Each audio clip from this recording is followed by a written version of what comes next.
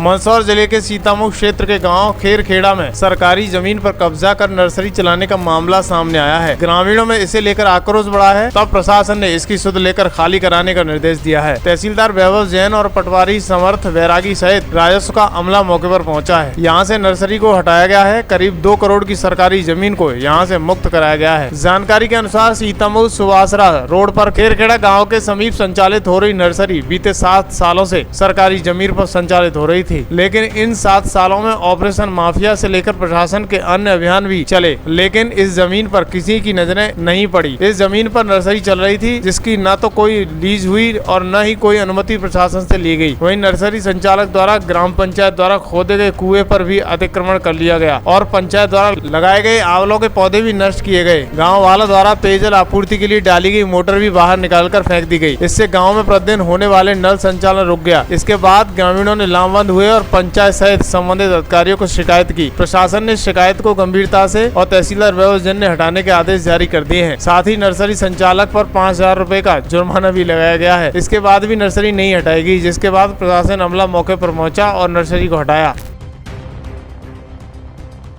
हाँ, आज सीतामुख तहसील के खेरखेड़ा गांव में सर्वे नंबर 179 के 2 सर्वे नंबर थे। उस पर अशोक पिता सत्यनारायण निवासी खेरखेड़ा द्वारा शासकीय ज़मीन पर अतिक्रमण कर रखा था, जिसमें हमने 12 तारीख के दिन आदेश किया था।